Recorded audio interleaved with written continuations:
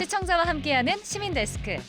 오늘 시청자 비평 리뷰 Y에서는 연말 연초 우리가 놓친 사회 이면의 모습은 없는지 내 이웃의 삶을 들여다본 YTN 사회부 보도와 함께합니다. 에필로그 Y 시간. 카타르 현지에서 뜨거웠던 월드컵 열기를 생생하게 전달한 허재원 기자와 함께합니다. 시청자 관심이 집중된 이번 주 뉴스는 어떤 소식일까요? 시청자 브리핑 시시콜콜 위클리픽. 여러분의 목소리로 채워집니다.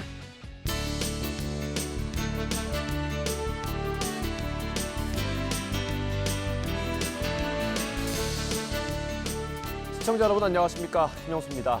겨울이 되면 외투가 두꺼워지면서 낙상사고 발생률이 높아질 수밖에 없습니다. 어른 아이 구분할 것 없이 발생하는 사고이니만큼 각별한 주의가 필요하겠습니다. 눈이 많이 쌓인 날에는 외출을 자제하는 게 좋겠고요. 불가피한 경우 운동화 같은 낮은 굽을 신으시기 바랍니다. 또 요즘 스마트폰 보면서 걷는 분들 많습니다. 낙상사고 지름길이라고 하니까요. 조심하셔야겠습니다. 당분간 추운 날씨가 계속된다고 합니다. 사고 예방을 위해서라도 더 주의해 주시길 바랍니다. 건강한 겨울나기를 위해 안전예방법 꼭 실천해 주시기를 당부드리면서 오늘 시민데스크는 시청자 비평 리뷰 Y로 시작하겠습니다.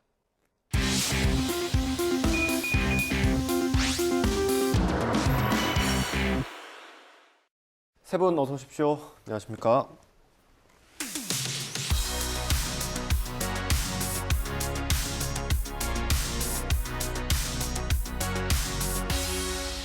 네, 시청자 비평 리뷰 Y 시작하겠습니다. 먼저 이혜수 시청자 평가원께서 꼽아주신 오늘의 주제부터 들어보겠습니다. 2022년도 2주째 남지 않았습니다. 한 해를 정리하는 차분한 분위기와 새해를 기다리는 설렘이 공존하는 시기인데요. 오늘 리뷰 Y에서는 연말연시의 마음을 포근하게 데워준 보도를 살펴보면서 그 분위기에 휩쓸려 자칫 놓칠 수 있는 취약층의 삶을 조명한 사회부 보도를 살펴보겠습니다. 네, 들으신 대로 오늘 사회부 보도 집중적으로 살펴보겠습니다. 먼저 취약계층 관련된 보도를 먼저 살펴주셨네요. 네, 요즘 날씨가 참 춥죠. 날씨뿐만 아니라 경제도 민생도 참 냉랭하다는 요즘입니다. 사실 요즘 같은 시기야말로 우리 사회 곳곳에 대한 우리 모두의 세심한 관심이 더 필요한 때가 아닌가 싶은데요.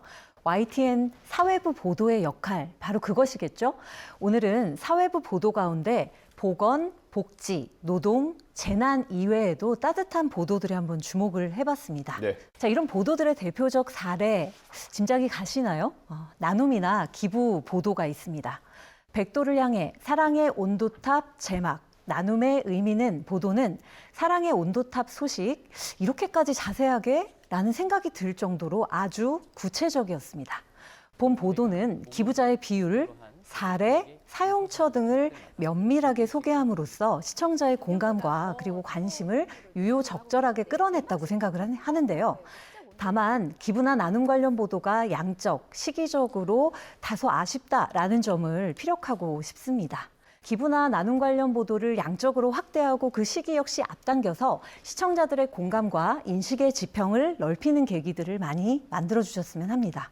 같이 고민할 필요가 있을 것 같고요. 겨울철 좀 많은 기사들이 있습니다. 계절적인 특성을 보이는 것들이 좀 있지 않습니까? 네, 강추위 그리고 화재 등 재난 보도죠. 때이른 강추위 관련 보도가 굉장히 눈에 띄었는데요. 12월 1일 보도에서는 강추위에 갑작스레 늘어난 전기 사용량으로 과부하된 낡은 변압기로 인한 정전 사태를 다루고 있습니다. 춥고 건조한 이맘때의 불청객, 화재 관련 보도도 눈에 띄었는데요. 12월 5일 보도에서는 비닐하우스, 가정집, 산림 등에 발생한 다양한 화재 상황을 보도하고 있습니다. 이런 추위, 화재에 대해서 이런 보도들이 경각심을 전달한다는 점에서는 굉장히 의미가 있다고 볼 수 있습니다. 하지만 안전, 재난 관련 상황에 효과적으로 대비할 수 있는 방안의 제시는 좀 다소 미흡했다는 점이 좀 아쉬웠습니다. 네. 또 겨울철 보건 의료 보도도 있었는데요. 겨울철 불청객, 노로바이러스 급증, 영하 20도에도 생존 보도가 있었고요. 추울 때 어르신들에게 잘 생긴다고 알려져 있는 뇌졸중에 대한 오해를 소개하고 있는 보도 등이 눈에 들어왔습니다. 특히 12월 14일 뇌졸중, 겨울만 위험, 운동 과다 청년도, 뇌졸중, 고위험 보도는 뇌졸중이 노년층뿐 아니라 젊은 층에서도 발병하고 이 경우 과도한 운동이 원인이 된다는 점이 굉장히 흥미로웠습니다. 네. 정보가 참신한 것은 물론 젊은 시청자들에게 굉장히 유용한 정보라는 생각이 들었고요. 네. 제 경우에도 운동 매니아 지인이 있어서 이 내용을 공유하기도 했습니다. 네. 이어서 복지 사각지대를 조명한 보도도 살펴주셨네요. 어떤 게 있었습니까? 네, 언론은 잘못된 정책을 견제하고 시민들에게 알리는 임무를 가지고 있습니다. 그 역할에 충실한 보도를 골라봤는데요. 우선 일가족 비급 반복되는데 전담 인력, 지원 문턱 한계는 여전 보도를 살펴보겠습니다. 이 보도는 정부가 내놨던 복지 사각지대 발굴과 지원 체계를 점검하고 있습니다. 생활고로 극단적인 선택을 했던 송파 세모녀 사건 이후에 정부는 단수나 단전 등 고위험 가구를 파악할 수 있는 정보를 33종에서 44종으로 늘리겠다고 밝혔는데요. 그러나 YTN은 사각지대 발굴이라는 대의로 더 많은 정보를 모으는 것이 해결책이 되지 않음을 비판하면서 공공부조의 선정 기준이 지나치게 까다로운 현실과 턱없이 부족한 공무원 수 등을 일목요연하게 정리해 주었습니다. 네, 말씀해 주신 부분에 저도 공감을 하는데요. 다만 그 근거로 과도한 선정 기준을 이유로 꼽는 전문가의 인터뷰를 보도했는데요. 대체 기준이 얼마나 과도한 것인지 또 선정 기준은 그렇다면 어떻게 바뀌어야 하는지 구체적인 논의들이 빠져 보도의 한계를 드러냈습니다. 네, 박사님께서 중요한 지적을 해주셨는데요. 이어서 지상으로 가면 월 20만 원, 서울시 반지하 대책 의문 여전 보도도 지난 여름에 수해 이후에 관심에서 멀어진 반지하 대책을 점검해 주고 있습니다. 정부는 반지하 가구가 지상으로 이주할 경우 2년간 한 달에 20만 원씩 지원한다는 반지하 바우처를 운영 중입니다. 그러나 YTN은 그 금액이 지상으로 올라가기에 턱없이 부족할 뿐만 아니라 이 재정 지원이 취약계층의 실질적인 주거 수준을 끌어올릴 수 없음을 지적하고 있습니다. 물리적 반지하를 없애는 것에만 집중하는 한계도 전문가의 의견을 통해서 제시해 주었는데요. 사고 발생 이후 시간이 많이 흘렀지만 후속 보도를 통해 제도적 맹점을 끈기 있게 제기한 좋은 보도라고 할 수 있겠습니다. 또 연말에 들뜬 분위기 속에서 여전하지만 잊혀질 수 있는 현실의 문제들을 공론의 장으로 끌어내고 정치권의 제도 개선을 촉구했다는 점에서도 공익적 가치가 높다고 평가됩니다. 연말엔 사실 우리 사회의 어떤 선행과 미담을 조명하는 뉴스로 채워지기 마련인데요. 그보다는 이 소외된 삶을 소외되지 않도록 시선을 붙드는 것, 그것이 언론이 할 수 있는 마땅히 해야 할 따뜻한 시선이 아닐까 생각합니다. 네, 공감하고요. 발달장애인 23% 모든 일상 도움 필요 내년부터 국가가 책임진다 보도에서는 발달장애인 돌봄 서비스 시간이 늘어난다는 반가운 소식을 전하고 있는데요. 문제는 오해를 불러일으킬 수 있는 다소 과장된 헤드라인입니다. 돌봄 서비스 시간의 확대가 최중증 장애인에게 한정되고 그 최중증의 기준조차 여전히 논의 중이라는 점에서 국가가 책임진다는 표현이 적절했나 점검이 필요해 보입니다. 무조건 대책을 반기기보다 한계와 실효성을 구체적으로 지적하는 건 역시 필요하다는 생각입니다. 저는 후속 보도를 기대하는 마음으로 하나를 골랐는데요. 고독사 5년 새 40% 급증, 절반은 5, 60대 남성 보도는 고독사가 증가하고 있는 문제를 다루면서 그 절반이 노인이 아니라 5, 60대 남성이라는 점을 지적을 했습니다. 그리고 그 시각적 자료와 함께 그 다양한 원인을 입체적으로 다뤄주기도 했는데요. 한 해가 마무리되는 시점이긴 하지만 새해에도 이 주제가 계속 다뤄졌으면 합니다. 영국 행정기관의 고독부가 신설될 정도로 최근에 많은 국가가 외로움을 공공보건의 의제로 다루면서 대책을 마련하고 있는데요. 한국도 예외는 아닐 거란 생각입니다. 현재의 문제는 YTN이 정확하게 전달을 했으니 이 심층적인 문제 점검과 해결 방안에 대한 후속 기사가 필요하다는 생각입니다. 네. YTN이 개인의 감정이 아닌 사회적 문제로서 고독이란 주제를 지속적으로 다뤄주길 바랍니다. 네, 후속 보도가 조금 필요할 것 같습니다. 정보를 좀 더하는 차원에서 실장님께서 덧붙여 주시면 좋겠습니다. 네, 무엇보다 언론의 역할이 이 어떤 취약계층을 배려하고 또 이런 것들의 또 문제점을 지적하는 것을 해야 된다라는 그 말씀에 굉장히 공감을 하고 또 책임감을 더 느끼게 됩니다. 그리고 또 이제 정부나 당국에서는 그런 새로운 대책이 나오면 홍보하는 데 치중을 하는데 저희 입장에서는 정책의 허점이 있는지, 그다음에 현실과 과연 맞는지, 제목을 뽑을 때도 신중해야 되고 정확해야 된다는 말씀도 굉장히 공감을 합니다. 이게 물질적으로 풍요로워지고 또 어떤 사회가 발전하지만 그 어떤 계층 간의 격차는 계속 존재하고 또 사람들은 이제 심리적인 안정감이나 존중감 같은 것을 원한다 이렇게 생각을 하거든요. 그렇기 때문에 아까 말씀하셨던 그 공동체 의식이 중요하다는 말씀에도 굉장히 공감을 합니다. 저희 입장에서는 후속 보도도 잘 해야 되겠고요. 또 심층적인 보도도 해야 되겠는데 이걸 다 하기 어렵다면 작은 좋은 일, 작은 이야기라도 좀 자주 보도하는 거 그런 것이 이제 뭐 약한 사람을 배려하고 그늘져 있는 사람들의 어떤 아름다운 이야기랄까요? 그늘져 있는 사람들을 또 북돋아주고 또 숨겨져 있던 아름다운 이야기를 찾아내서 좀 작지만 자주 보도하는 것 이런 것이 굉장히 현실적으로 개선책이 아닌가 저는 그런 생각을 해봤습니다. 예. 최근에 노동계 쪽의 기사도 굉장히 많았거든요. 어떻게 보셨어요? 네, 이번 비평에서는 말씀하신 대로 기존 보도를 이어가는 특히나 후속 보도가 눈에 띄더라고요. 노동 보도 중에. 그래서 이 노동 문제를 심층적으로 들여다보는 보도들의 각별히 눈길이 갔습니다. 고 김용균 4주기 죽음의 외주화 벨트는 멈추지 않았다. 보도는 김용균 씨 사건 이후에도 여전한 노동자 사망 사건들을 소환하며 중대재해처벌법이 시작된 지 사실 10달이 지나가고 있죠. 그럼에도 불구하고 여전히 이와 같은 사건들이 벌어졌을 때 솜방망이 처벌에 그치고 있다는 점을 뼈아프게 지적하고 있습니다. 아울러 YTN의 죽음의 급식실 보도 기억하시죠? 예, 이 보도가 2021년 8월 보도로 기억하는데요. 근데 최근에 이제 급식실 노동자 폐암, 일반 여성의 35배, 환기 설비 시설 개선은 언제라는 후속 보도는요. 검진 결과 급식실 노동자들의 폐암 의심률이 일반 여성에 비해 무려 35배에 달한다는 충격적인 내용을 전하고 있습니다. 이런 충격적인 결과가 무색하게 환기시설 구축은 여전히 행정적인 가이드라인에 머물고 있을 뿐 실제적인 구조 개선 공사로 이것이 이어지지 못하고 있다는 점을 본 보도가 비판을 하고 있는데요. 이것은 매우 바람직한 저널리즘의 사례라고 생각합니다. 단순 노동계 보도라고 분류하기는 어려울 것 같은데요. 소아과 전공의 지원율 10%대 진료 체계 붕괴 조짐 보도도 살펴보았습니다.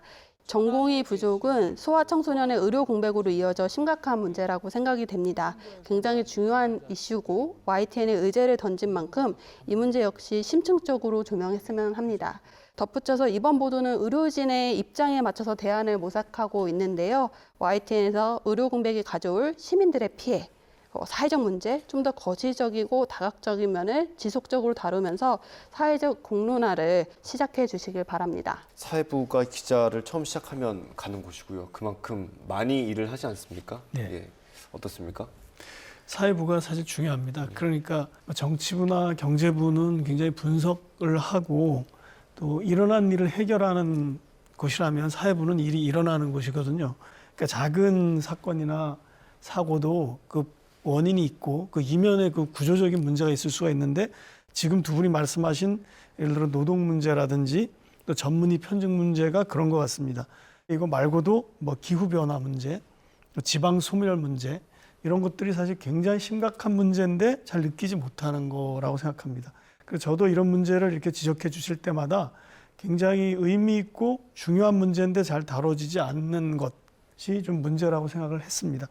제가 생각할 때는 이거를 언론사가 책임감 있게 기승전결을 다 다루면 좋겠지만 저희가 사실 또 그렇게 하기에는 한계가 있기 때문에 저희 입장에서는 이거를 사안이 발생했을 때 아까 같이 그런 이제 그 전문의 편중 문제, 그다음에 이제 그 급식실에 근무하는 분들이 폐암 의심률이 35배다라는 이런 뉴스가 나올 때 이걸 굉장히 현장성 있게 보도하는 것, 그것이 굉장히 중요한 것 같습니다. 이게 왜 문제가 되고 이게 얼마나 큰 문제인지를 실질적으로 이게 남의 문제가 아니라 나의 문제이고 내 가족의 문제일 수 있다는 것을 지적해 주는 것, 이런 쪽으로 좀 보도가 발전해 갔으면 하는 게 저희 생각입니다. 네, 알겠습니다. 실장님 첨언까지 들었고요. 오늘 리뷰 Y 내용 정리해 보겠습니다. 이것만은 꼭 시간입니다. 평가원님부터 들어보겠습니다. YTN 사회적 약자의 따뜻한 시선 주는 언론이 되길. 여기서 언론의 따뜻한 시선이란 미담식 보도를 의미하는 건 아니겠죠. 잘 보이지 않고 들리지 않는 사회 취약층의 문제에 시선을 던지고 공론화하고 궁극의 실질적인 정책 수립에 환류될 수 있도록 YTN이 최선을 다해 주시길 바랍니다. 보도는 냉철하고 객관적인 팩트로 이루어져야 하지만 그 시선은 따뜻함을 유지해야 할 것입니다. 그래야 더 나은 사회를 위한 저널리즘의 목적을 이룰 수 있습니다. 네, 다음 김지연 박사님 한 줄 평 들어보겠습니다. 네, YTN 사회부 보도의 난방 온도 더 높였으면. 늘 그렇듯 건강을 지키고 에너지를 절약하기 위한 적정 실내 온도 유지 매우 중요합니다. 다만 우리 사회에 온기를 불어넣는 언론의 난방 온도만큼은 올겨울 100도씨를 유지했으면 합니다. 우리 사회 그늘진 곳을 비추고 밝은 곳은 더욱 드러내는 아름다운 언론의 역할, YTN 사회부 보도에 기대합니다. 네, 알겠습니다. 오늘 리뷰와의 순서는 여기서 마치도록 하겠습니다. 세 분 오늘 말씀 잘 들었습니다. 감사합니다.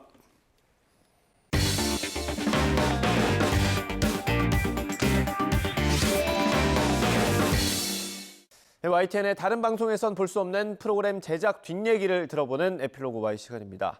오늘은 카타르 도하 현지에서 월드컵 소식을 전한 허재원 기자와 함께합니다. 못다 전한 취재 비하인드 지금 바로 만나보시죠. 우리 모두의 가슴을 뛰게 한 카타르 월드컵이 대단원의 막을 내렸습니다. 12년 만에 기적 같은 16강 진출로 잊지 못할 월드컵이 됐는데요. 뜨거운 현장에서 피부로 느낀 열기는 어땠을까요? 현장에서 못다한 이야기부터 가장 기억에 남는 순간까지 카타르 도하에서 YTN 허재원입니다. 오늘 에필로그 Y 시간 스포츠부 허재원 기자와 함께합니다. 네, 어서 오세요. 안녕하세요. 네, 반갑습니다. 카타르 월드컵 아마 우리 국민이라면 이번 경기가 더 드라마틱했을 것 같습니다. 근데 우리 허 기자께서는 이제 현장에 계셨으니까 좀 더 남다르셨을 것 같은데 어떠셨어요? 저는 스포츠 기자 생활을 오래 하긴 했는데 월드컵 현장 취재는 이번이 처음이었거든요.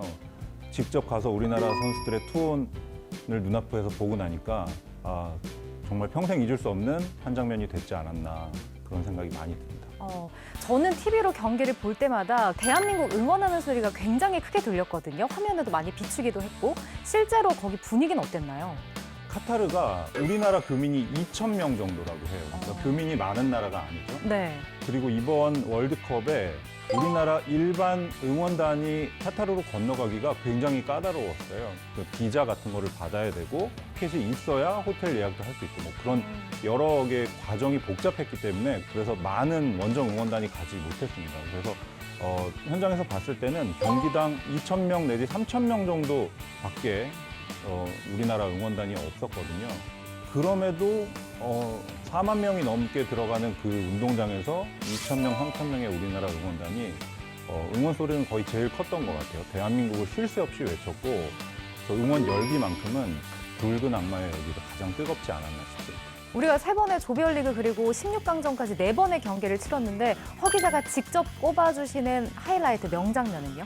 뭐 모든 축구 팬들이 동의하시겠지만 포르투갈과의 H조 조별 예선 마지막 경기 후반 추가 시간에 터진 황희찬 선수의 역전골이 터진 그 순간이 가장 극적인 순간이 아니었나 싶습니다. 근데 저희가 이제 TV로 보면서 사실 마음 졸이면서 많이 경기를 보긴 했어요. 네. 현장에서 가장 마음을 졸였던 순간이 있다면 언제일까요? 기억나시겠지만 포르투갈전 2대1 승리가 확정되고 나서 우리 선수들이 한 10분 정도 경기장 중앙에서 둥글게 모여서 스마트폰으로 경기를 지켜봤거든요. 맞아요. 그게 우루과이와 가나 경기를 계속 지켜본 건데 우루과이가 한 골만 더 넣으면 우리나라가 1승 1무 1패를 기록했음에도 조별리그선에서 떨어질 수 있는 상황이었죠. 실제로 그때 우루과이가 대단한 맹공을 펼쳤습니다. 한 골이 더 나을 것 같은 분위기였거든요. 그래서 정말 숨도 못 쉬고 그 경기를 마음 졸이면서 지켜봤던 그 순간 그리고 선수들이 모여 있었던 그 순간을 듣고 싶습니다. 가나 골키퍼가 굉장히 잘 선방을 해줬잖아요. 네. 실제로 16강 진출이 확정됐을 때 뭐 현장 분위기는 정말 엄청났었을 것 같은데요. 그때 거의 모든 한국 관중들이 눈물을 흘렸고 선수들이 슬라이딩 세리머니를 했잖아요. 네. 그게 한일 월드컵 때 우리나라 선수들이 4강 진출 확정하고 나서 한 거거든요. 네. 그때 감동이 다시 몰려오면서 굉장히 울컥했던 그런 기억이 있습니다. 이번에 아마 현장 취재하시면서 많은 선수들 인터뷰를 하셨을 텐데 네. 그중에 가장 좀 인상 깊었던 인터뷰가 있을까요? 제가 스포츠 기자 생활을 길게 했고 수많은 선수들의 수많은 인터뷰를 현장에서 했는데 손흥민 선수의 한마디 1%의 가능성만 있다면 저는 앞으로 달려나가겠습니다. 그 말은 아마 평생 잊지 못할 것 같은데요. 손흥민 선수가 우루과이전을 3주 앞두고 얼굴뼈가 4군데가 골절이 됐어요. 굉장한 중상이었죠. 그래서 수술 일정도 앞당겨서 하루 먼저 수술을 받았고 특수 제작된 마스크를 제작해서 카타르로 왔습니다. 그때만 해도 경기를 뛸 수 있을지 모두가 확신하지 못하는 상황이었거든요. 바로 다음날 훈련장에 나왔습니다. 유니폼을 입고 마스크를 차고 훈련을 소화를 했어요. 대단한 의지를 보여줬고 그 훈련을 마친 직후에 기자회견장에 들어와서 한 얘기가 1%의 가능성만 있다면 본인은 앞으로 나가겠다. 이런 말을 했는데 우리 대표팀을 움직이게 한 촛불 같은 한마디가 아니었나. 그게 우리 선수들의 투혼을 좀 자극하지 않았나. 그런 영원히 잊을 수 없는 한마디가 아닌가 그렇게 생각합니다. 네. 근데 실제로 현지에서 좀 궁금한 게 손흥민 선수의 그 국제적인 위상은 어느 정도였나요? 며칠 전에 손흥민 선수 부친인 손흥정 씨가 예능 프로그램에 나와서 우리 흥민이 월드 클래스 아니다 이렇게 말씀하신 게 굉장히 화제가 됐는데 제가 전 세계인의 축구 축제 월드컵에서 느껴본 바로는 손흥민 선수 월드 클래스 맞습니다. 전 세계 축구 팬들이 그 카타르에 많이 모이는데요. 서로들 물어봅니다. 너는 어디서 왔니? 라고 이제 다들 물어볼 때 나는 코리아에서 왔다 하면 바로 첫 마디는 어느 팬이건 소니 정말 대단하다. 소니 잘하는 선수다. 이런 엄지척 해주면서 그런 얘기들을 해줬거든요. 그리고 이제 월드컵이 열린 카타르 도하 시내에 저희의 눈길을 끌었던 게 32개국을 대표하는 선수 한 명씩을 뽑아서 대형 사진 걸개를 걸어놨어요. 그래서 손흥민 선수 사진 걸개가 걸린 그 건물이 우리나라 취재진이나 우리나라 팬들에게는 굉장히 명소처럼 성지처럼 돼서 그 앞에서는 해외 팬들도 대단히 기념 촬영을 많이 하는 모습을 볼 수 있었거든요. 굉장히 좀 뿌듯하고 자랑스러운 네. 그런 좀 비하인드 스토리였던 것 같습니다. 근데 이번에 사실 2022 카타르 월드컵이 우리나라뿐 아니라 굉장히 이변이 좀 많은 그런 경기들이 많았던 것 같아요. 그중에 좀 기억나는 경기가 있으실까요? 일본이 2조의 조편성이 됐을 때 32개국 중에 가장 운이 나쁜 조편성이다. 최악의 조편성이라는 평가를 받았습니다. 독일, 스페인과 죽음의 조에 들었다고 했는데 독일과 스페인을 일본이 둘 다 이겼어요. 둘 다 2대1로 이겼는데 저는 이제 축구 기자로서 많은 의미가 있는 역전승이었다고 보여지는데요. 뭐 일본이 우리나라보다 몇 배 이상 유럽에 진출해 있는 선수들이 많습니다. 그렇기 때문에 유럽의 선진 축구를 많이 접해본 선수들이고 유럽이나 남미의 선진 축구와 대적했을 때 더 이상 두려움이 없다는 뜻이겠죠. 실제로 김민재 선수가 이제 일본이 부럽다라는 그런 소신 발언을 하기도 했습니다. 이게 뭐 국제 무대에서 뛰는 선수들이 많기 때문에 그런 얘기를 했던 걸까요? 정확히 말하면 국제 무대라기보다는 유럽 무대라고 보시는 게 맞습니다. 그래서 일본 축구의 요즘 수준을 평가할 때 가장 많이 하는 소리가 우리나라와 라이벌이잖아요. 네. 그래서 A 대표팀과 A 대표팀이 붙으면 항상 팽팽한 경기를 하지만 일본의 축구 수준은 우리나라 A 대표팀 같은 팀을 10팀은 만들 수 있다. 이런 말들을 많이 합니다. 그런 정도로 유럽 무대, 선진 축구를 접하고 있는 일본 선수들이 굉장히 많이 나가 있다는 얘기거든요. 그래서 김민재 선수도 그런 답변을 한 것으로 보이고 우리나라 선수들도 더 많이 유럽 무대로 진출해서 선진 축구를 익힌다면 4년 뒤 월드컵의 전망이 더욱더 밝아질 거라고 예상합니다. 네, 이번 카타르 월드컵은 돼지고기 못 먹는 나라 그리고 금주 등 좀 유례없는 월드컵이었는데 현지 분위기는 좀 어땠나요? 축구 볼 때 항상 필요한 게 뭘까요? 맥주와 치킨이잖아요. 네. 치맥을 즐길 수 없는 월드컵이었기 때문에 우리나라 팬들은 굉장히 아쉬워하는 모습을 보였고 해외 팬들은 더하죠. 뭐 프리미어리그 보시면 알겠지만 경기장에서 맥주를 마시는 게 일반화돼 있기 때문에 굉장히 아쉬운 모습들이었는데 단 한 군데 팬 페스티벌이라고 하는 지역을 지정을 해서 거기서 맥주를 저녁 7시부터 팔았어요. 그래서 그 지역에는 전 세계에서 온 축구 팬들이 정말 많이 모이고 정말 축제의 한마당이었고 월드컵의 열기를 더욱더 피부로 느낄 수 있는 그런 팬 페스티벌 장이 있었습니다. 12년 만에 16강 진출로 이제 4년 뒤 월드컵이 더 기대되는데요. 스포츠부 기자가 말하는 다음 월드컵을 기대해봐도 좋은 이유는 뭘까요? 주장 손흥민 선수가 올해 92년생이니까 30살이었는데 4년 뒤 북중미 월드컵에는 34살이죠. 충분히 자기 기량을 여전히 발휘할 수 있는 나이이고 우리 대표팀에서 가장 핵심 역할을 했던 미드필더 황인범 그리고 수비수 김민재 선수는 96년생. 아직까지도 26살로 굉장히 젊습니다. 네. 그리고 일약 국민 스타가 된 조규성 선수는 25살이거든요. 이 선수들이 4년 뒤에는 29살, 30살이 되기 때문에 축구 선수로서 가장 전성기를 달리고 있는 나이가 됩니다. 우리의 모두 국민 동생 이강인 선수는 아직 21살이기 때문에 네. 월드컵 아직 3번, 4번 더 나올 수 있습니다. 우리나라의 축구 대표팀의 미래가 굉장히 밝다고 볼 수 있겠습니다. 네, 지금 언급해주신 우리 젊은 선수들이 4년 뒤에는 더 좋은 경기를 펼칠 수 있을 것으로 좀 기대가 됩니다. 우리 허재원 기자도 앞으로 스포츠 축제 소식 더 많이 전해주시길 기대할게요. 오늘 함께해 주셔서 고맙습니다. 감사합니다.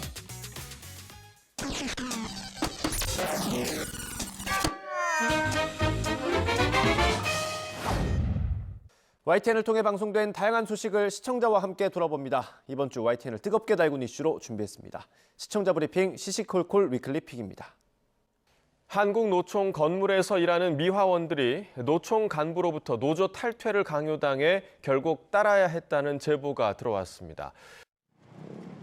한국노총 건물을 청소하는 미화원들은 지난해 서울 여의도 노총 건물에 들어온 뒤 17년 만에 처음으로 노조에 가입했습니다. 한국노총 산하에 있는 노조였습니다. 복지가 안 돼 있어요. 복지가 안 돼 있고 최저임금만 받고 있어요. 그래서 우리는 노조로 들으면은 그래도 뭐 10대비가 나온다. 그래갖고 이제 그거라도 찾아보자. 이제 그래갖고 노조를 시작하게 됐어요. 그런데 지난 8월 부본부장이 들어오자마자 노조 부총무이던 이모 씨를 콕 집어 여러 차례 녹취하세요라고 외치더니 조합 탈퇴를 요구했다는 겁니다. 뭘 알고 가입하느냐거나 조합원비로 돈을 낭비하지 말고 맛있는 거 사 먹으라는 모욕적인 말도 뒤따랐다고 주장했습니다.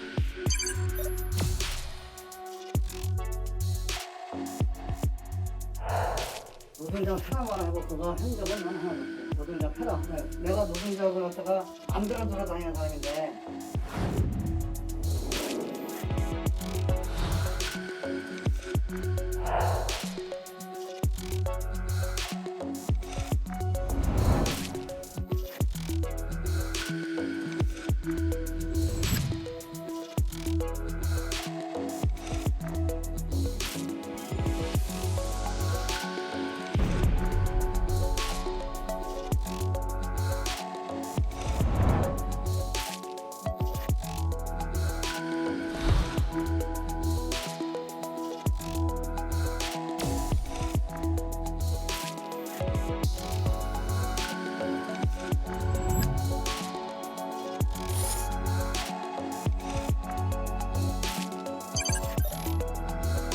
한국노총은 상황을 인지하고 있다며 관련 수사가 진행되면 성실히 임하고 문제가 발견되면 조치하겠다는 입장입니다.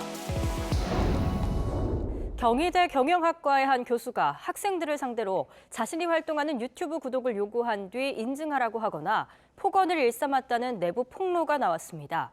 해당 교수는 학생들에 대한 친근감의 표시였다며 YTN 취재진에게 해명했는데요. 지난 10일 경희대학교 온라인 커뮤니티에 올라온 글. 강의를 맡은 교수가 자신이 대표로 있는 학술단체의 유튜브 채널을 구독하고 이를 인증할 것을 수강생들에게 요구하고 이 단체가 주최하는 국제회의에 참석하면 참석한 날수에 따라 점수를 부여하겠다고 해놓고 정작 점수는 약속대로 주지 않았다는 겁니다.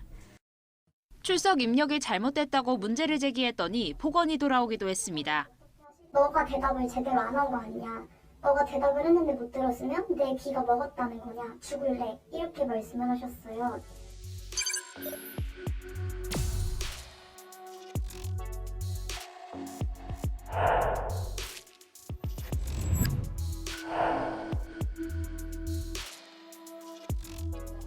친근감을 표시나 학생과 선생들 간에 그런 식으로 서비스라고 생각해요. 세계적인 각을 갖다가 접할 수 있는 기회를 주는 건데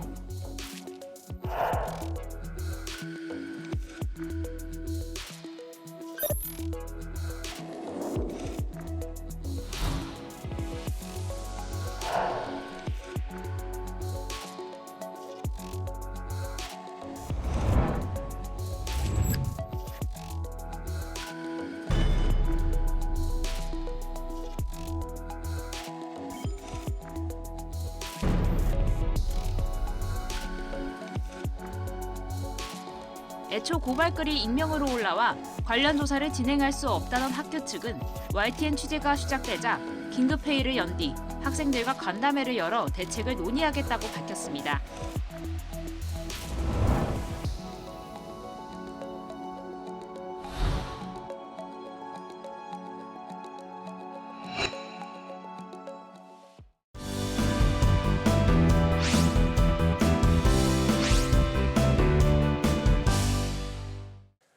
안녕하세요. YTN DMB 시청자평가원 고두입니다. 얼마 전 모 인터넷 포털 사이트에서 지난 1년 동안 우리나라 사람들이 가장 많이 검색한 키워드들을 발표했는데요. 그 중에서도 가장 많은 검색이 이루어진 키워드는 기후변화였습니다. 그만큼 몸소 느껴지는 계절의 변화로 인해 기후변화에 대한 관심이 높아지고 있다는 것을 알 수 있었습니다.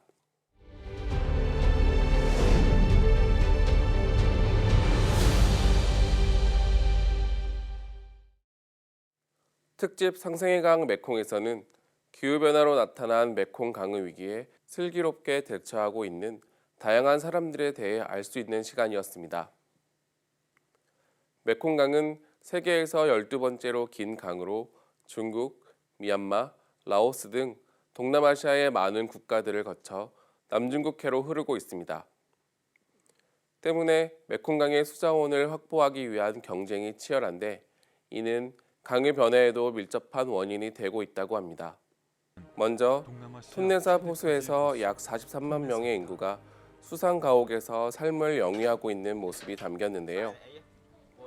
톤레삽 호수는 우기마다 메콩강의 역류로 범람을 하고 이후 비옥해진 토지와 흘러들어온 수많은 물고기로 인해 사람들의 생활에 큰 풍요로움을 가져다 준다는 내용에서 우리의 일상과는 다른 그들의 모습에 흥미를 느꼈습니다.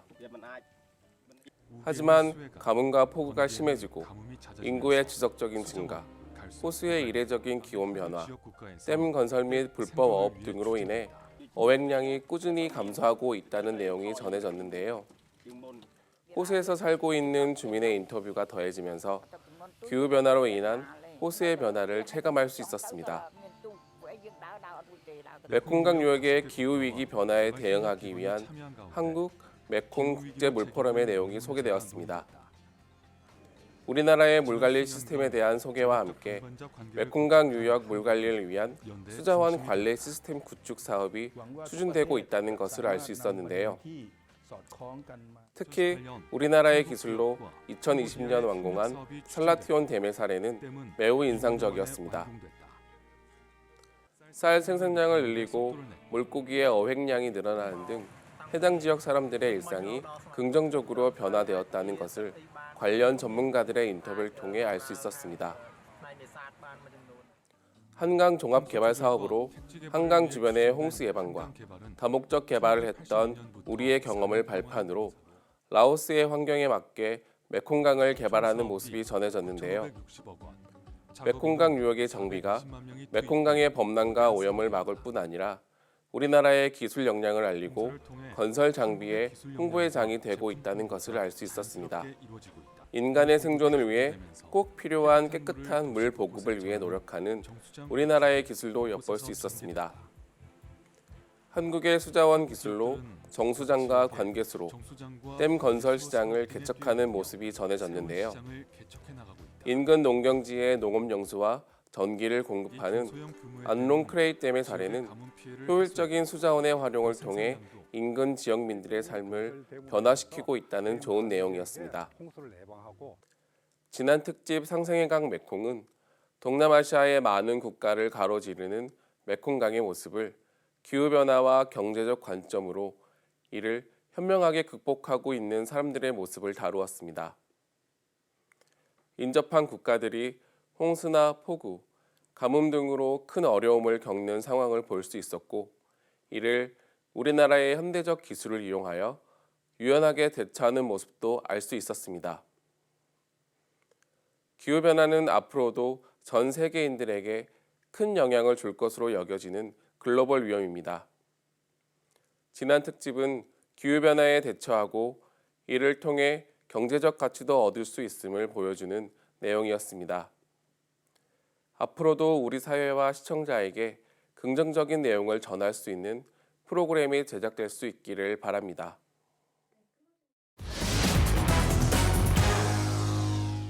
네, 시민데스크는 시청자 목소리로 YTN을 더 깊이 되돌아봅니다. 방송에 대한 여러 의견들 SNS와 홈페이지, 전화로 남겨주시고요. 저희는 다음 주에 더 소중한 시청자 의견으로 돌아오겠습니다. 시청해주신 여러분 고맙습니다.